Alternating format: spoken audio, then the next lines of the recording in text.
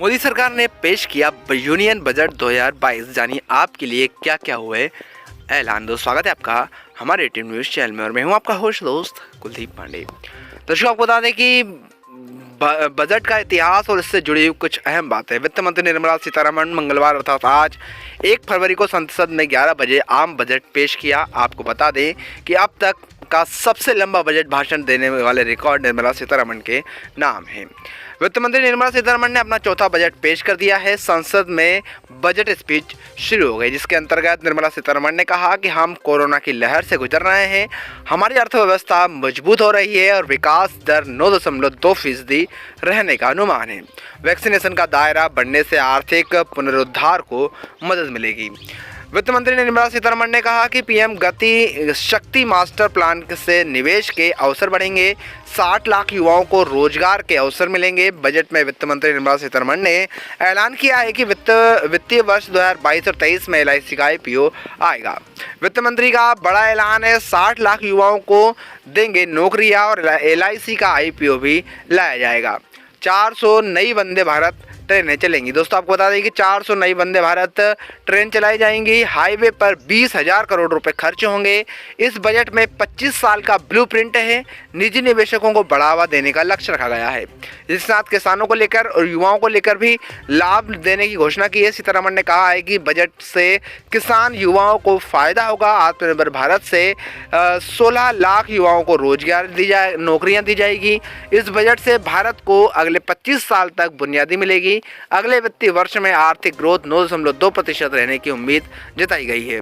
मौजूदा वर्ष में भारत की आर्थिक ग्रोथ 9.2% रहने का अनुमान है। ये बड़ी अर्थव्यवस्थाओं में सबसे ज़्यादा है। इसी के साथ 25,000 किलोमीटर तक बढ़ेंगे नेशनल हाईवे की लंबाई। दोस्तों 2022 और 2023 के बीच नेशनल हाईवे की लंबाई को 25,000 किलोमीटर बढ़ाया जाएगा। इसी के साथ निर्मला सीतारमण ने कहा कि अगले 3 साल में 100 पीएम गति शक्ति कार्गो टर्मिनल्स बनाए जाएंगे। शहरी ट्रांसपोर्ट को रेलवे मार्ग का कनेक्ट किया जाएगा और इसके साथ ही मेक इन इंडिया के तहत 60 लाख रोजगार के मौके मिलेंगे। राज्य सरकार को प्रोत्साहित किया जाएगा कि वे अपने सिलेबस में फार्मिंग कोर्स को जोड़े। इसके साथ किसानों को डिजिटल सेवाएं दी जाएंगी। तिलहनों के उत्पादन को बढ़ावा देने का अभियान शुरू किया जाएगा। इसके अलावा देश भर में केमिकल्स फ्री नेचुरल फार्मिंग के बढ़ावा दिया जाएगा। गंगा किनारे 5 किलोमीटर के दायरे में इसके पहले चरण की शुरुआत की जाएगी। वित्त मंत्री ने कहा कि एनपीए से निपटने के लिए बेड बैंक का कामकाज शुरू हो गया है। आत्मनिर्भर भारत को बेहतर रिस्पांस मिल रहा है। आत्मनिर्भर भारत के 16 लाख रोजगार के मौके मिले हैं। निर्मला सीतारमण ने कहा कि कोरोना काल में पढ़ाई का काफ़ी नुकसान हुआ है। एक क्लास एक टीवी चैनल को 12 से बढ़ाकर 200 चैनल किए जाएंगे। इसके अलावा डिजिटल विश्वविद्यालय की स्थापना होगी। राज्य सरकारों को प्रोत्साहन किया जाएगा कि वे अपने सिलेबस में फार्मिंग कोर्स को जोड़ें। गंगा कॉरिडोर के आसपास नेचुरल फार्मिंग को बढ़ावा दिया जाएगा। वहीं छोटे उद्योग को क्रेडिट गारंटी स्कीम की मदद से दी जाएगी। पीएम आवास योजना 2022 और 23 में पीएम आवास योजना के तहत 80 लाख मकान बनाए जाएंगे। इसके लिए 48,000 करोड़ रुपए का फंड रखा गया है। 2 लाख आंगनबाड़ी का विस्तार 5 साल के लिए योजना। दोस्तों 2 लाख आंगनबाड़ी का विस्तार किया जाएगा। बच्चों की पढ़ाई को ध्यान में रखते हुए 200 चैनलों की मदद से ई एजुकेशन की व्यवस्था की जाएगी। एमएसएमई की मदद के लिए 5 साल की योजना बनाई गई है। इससे छोटे कारोबारियों को फ़ायदा मिलेगा। इसी के साथ बजट 2022 में ऐलान किया गया है कि नॉर्थ ईस्ट के विकास के लिए योजना लॉन्च होगी। इससे वहां के लोगों का जीवन स्तर सुधरेगा। पूर्वोत्तर के विकास के लिए 1500 करोड़ रुपए खर्च किया जाएगा। इसके साथ ही पिछड़े जिले के विकास पर जोर दिया जाएगा। किसानों की बात करें तो किसानों की आय को बढ़ाने के लिए पीपीपी मॉडल में योजना शुरू की जाएगी। सड़क परिवहन मास्टर प्लान के लिए पीएम गति शक्ति को 2022 और 23 में अंतिम रूप दिया जाएगा। किसानों को डिजिटल सेवा दी जाएंगी। तिलहनों के उत्पादन को बढ़ावा देने का अभियान शुरू किया जाएगा। इसके अलावा देश भर में केमिकल फ्री नेचुरल फार्मिंग को बढ़ावा दिया जाएगा। गंगा किनारे 5 किलोमीटर के दायरे में इसके पहले चरण की शुरुआत की जाएगी। केन बेतवा लिंक प्रोजेक्ट 44,605 करोड़ रुपए खर्च किया जाएगा, ये कहना है वित्त मंत्री का। इसके साथ वित्त मंत्री निर्मला सीतारमण ने कहा कि मौजूदा वित्त वर्ष में 2.37 लाख करोड़ रुपए के खाद्यान्न की MSP के तहत किसानों के से खरीदी की जाएगी। साल 2023 को हमने मोटा अनाज वर्ष घोषित करने का फैसला किया है। ई पासपोर्ट जारी होंगे किसानों के लिए ड्रोन। दोस्तों, ई पासपोर्ट 2022 और 23 से ही जारी किए जाएंगे। इससे नागरिकों के लिए सुविधाएं बढ़ेंगी। तकनीक का इस्तेमाल खेती में भी होगा। किसान ड्रोन का इस्तेमाल होगा। इससे फसल मूल्यांकन, भूमि अभिलेख, कीटनाशकों का छिड़काव किया जाएगा।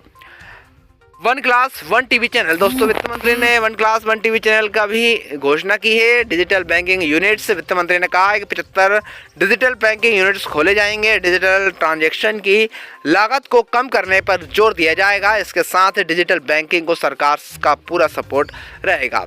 डिजिटल यूनिवर्सिटी पढ़ाई को बढ़ावा देने हुए ऑनलाइन यूनिवर्सिटी बनाई जाएंगी। इसके अलावा छात्रों के लिए 200 PME एजुकेशन चैनल बनेंगे। और इसी के साथ 2022 और 23 को अंतर्राष्ट्रीय मिलेट वर्ष घोषित किया गया है। सभी डाक खानों को कोर बैंकिंग सिस्टम से जोड़ेंगे। 1.5 lakh post office online system से जोड़े जाएंगे, वित्त मंत्री ने कहा है। इसी के साथ वित्त मंत्री ने कहा है कि उत्पादन से जुड़ी प्रोत्साहन योजना को 14 क्षेत्रों में शानदार प्रक्रिया मिलेगी। इसमें 30 लाख करोड़ रुपए के निवेश के प्रस्ताव मिलेंगे।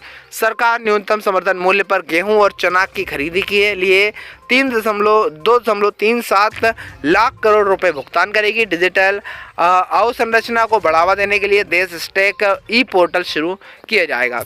बैटरी बदली नीति। दोस्तों, बड़े पैमाने पर ई वाहन के चार्जिंग स्टेशन नहीं मिल पाते हैं क्योंकि जगह की कमी होती है, इसलिए बैटरी अदला बदली नीति लाई जाएगी। 2022 और 23 में 60 किलोमीटर लंबे 8 रोपवे प्रोजेक्ट के लिए कॉन्ट्रैक्ट दिए जाएंगे। वित्त मंत्री निर्मला सीतारमण ने कहा है कि AI तकनीकी, ड्रोन तकनीकी और सेमीकंडक्टर्स में अपार संभावना है। इन्हें बढ़ावा दिया जाएगा। 5G की लॉन्चिंग के लिए स्कीम लाई जाएगी। सभी गांवों लोगों तक इंटरनेट की पहुंच होनी जरूरी है। रक्षा क्षेत्र में आत्मनिर्भर भारत को बढ़ावा दिया जाएगा। कुल खरीदी बजट में से 68% को घरेलू बाजार से खरीदी पर खर्च किया जाएगा। इससे रक्षा उपकरणों के आयात पर निर्भरता कम होगी। पिछले वित्तीय वर्ष से यह 58% ज़्यादा रहेगा। सौर ऊर्जा उत्पादन पर जोर। वित्त मंत्री निर्मला सीतारमण ने इस बजट में 19,500 करोड़ रुपए का आवंटन बढ़ाया गया है, जो देश में इलेक्ट्रॉनिक वाहनों के लिए नए चार्जिंग स्टेशन लगाए जाएंगे। देश में सौर ऊर्जा के लिए सोलर पैनल आधारित बिजली प्रोडक्ट्स के लिए विकास पर जोर दिया जाएगा। इसी के साथ स्कीम अगले वर्ष ECLGC स्कीम अगले वर्ष तक बढ़ेगी। तो आपातकालीन क्रेडिट लाइन गारंटी योजना को मार्च 2023 तक बढ़ावा दिया जाएगा। गारंटी कवर को 50,000 करोड़ रुपए से बढ़ाकर कुल 5 लाख करोड़ रुपए किया जाएगा। शेयर बाजार में उछाल। सेंसेक्स 1000 और निफ्टी 200 से ज़्यादा पॉइंट उछला। फार्मा और बैंकिंग सेक्टर स्टॉक्स में तेजी, ₹19 मजबूत। दोस्तों, आपको बता दें, इसी के साथ 2022 में RBI डिजिटल करेंसी लॉन्च करेगा। 2022 में RBI डिजिटल करेंसी लॉन्च करेगा। इसके जरिए डिजिटल करेंसी का देश में आधिकारिक लॉन्च होगा। ब्लॉकचेन पर आधारित होगी डिजिटल करेंसी। कॉर्पोरेट्स टैक्स घटाकर 15% किया गया है। ITR में गड़बड़ी को सुधार करने के लिए 2 साल का समय दिया गया है। पेंशन पर टैक्स में छूट रहेगी। क्रिप्टो के कमाई पर 30% टैक्स और 1% TDS कटेगा। इनकम टैक्स लेस में कोई भी बदलाव नहीं किया गया है। इनकम टैक्स में पूर्व तरह ही ऐसा कैसे ही रखा गया है। सरकार ने कॉर्पोरेशन टैक्स को 18% से घटाकर 15% करने का ऐलान किया है। दिव्यांगों को भी राहत दी गई है। राज्य सरकार के कर्मचारियों के सामाजिक सुरक्षा लाभों में मदद करने और उन्हें केंद्र सरकार के कर्मचारियों के बराबर लाने के लिए केंद्र और राज्य सरकार के कर्मचारियों की कर कटौती की सीमा 10% से बढ़ाकर 14% कर दी गई है। नए टैक्स रिफॉर्म लाने की योजना है। अगले 2 असेसमेंट साल तक अपडेट ITR संभव होगा। इसी के साथ राज्यों को 1 लाख करोड़ रुपए की आर्थिक मदद। वित्त वर्ष 2021 और 22 में कुल खर्च 37.7 लाख करोड़ रुपए और फाइनेंस ईयर 2023 के लिए वित्तीय घाटा लक्ष्य 6.4%, और फाइनेंशियल ईयर 2022 वित्तीय घाटा 6.9%, फाइनेंशियल ईयर 2026 तक 4.5 वित्तीय घाटे का लक्ष्य रखा गया है। इसी के साथ निर्मला सीतारमण ने इलेक्ट्रॉनिक्स पर लगने वाले टैक्स में छूट मिलेगी। रत्न और आभूषण पर कस्टम ड्यूटी घटाकर 5% कर दी गई है। नकली गहनों पर कस्टम ड्यूटी 400 रुपये प्रति किलोग्राम रहेगी, और स्टील के स्क्रैप पर कस्टम ड्यूटी 1 और साल के लिए बढ़ाई जा रही है। खेती से जुड़े सामान को सस्ता किया जाएगा।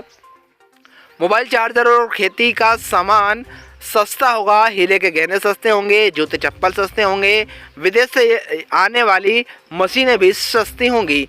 और हम लाइव इससे बने हुए हैं, जो अभी फाइनेंशियल ईयर 2022 का बजट आ रहा है, लाइव हमें अपडेट देना है। आप बने रहिए हमारे चैनल के साथ।